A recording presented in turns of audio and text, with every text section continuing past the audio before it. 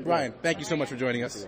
All right, so this is our little web stream on Raptors.com. Fans have sent in some questions, but we just want to pick your brain a bit about this training camp in Halifax. You guys will be out there. Is it important for you guys to get away from Toronto for that first training camp, especially with some new parts on the team?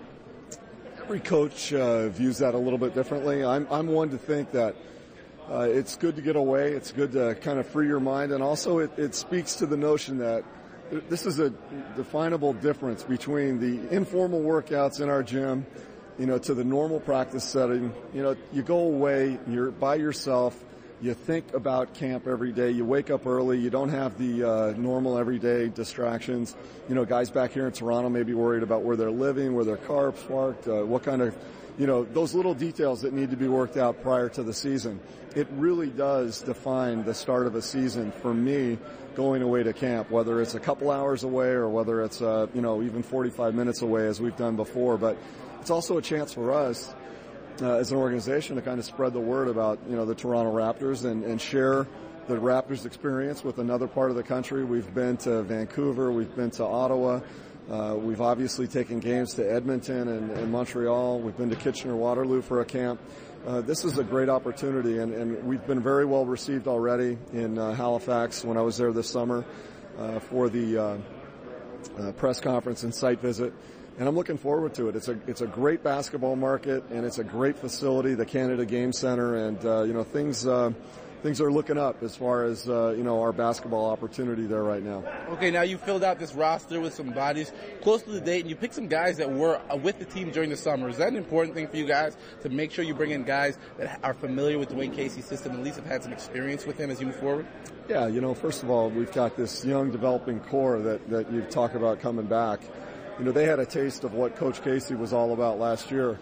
But we went out and we addressed some of the team needs with players that we felt would fit into that system, whether it's the defensive, concepts that we're utilizing, or whether it's some of the things we'd like to do offensively. And I think that when you find those perfect combinations of a guy, and I'll use the example of Landry Fields. Here's a guy that gets after it defensively and will understand and fit immediately into what we're doing. Again, as far as Coach Casey's schemes and ideas. But from an offensive standpoint, you got a guy that wants to run, pushes the ball up the court, scores in transition well, and can shoot a three-point shot, especially if you go back to his rookie year when he shot the ball very effectively. So I would tell you that, that's just one example of a guy that is custom built for our team and what we're looking to add and bring in.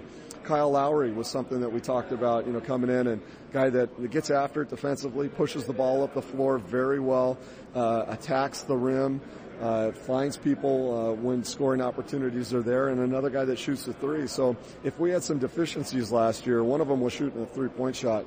We've added John Lucas, Landry Fields, Kyle Lowry. I mean, the list goes on. A healthy Kaliza coming back and playing a full season. Terrence Ross in the draft is a guy that can shoot the ball, run, and get after it defensively. These guys are kind of, that they're really fitting what we're trying to do. And so from a personnel standpoint, some of the things we wanted to do last year, we weren't necessarily equipped to do. Now we've got more of those tools to utilize. Okay, now we're going to get you out on this, of course. We gave the fans a chance to ask the players questions. Now, this is a conversation that's constantly happening on Twitter with me. Okay. This division has really shaped up. Yeah. Your thoughts on where this division's headed? Because it's really toughened up with the presence of Bynum, Boston re-energizing itself, Philly's present.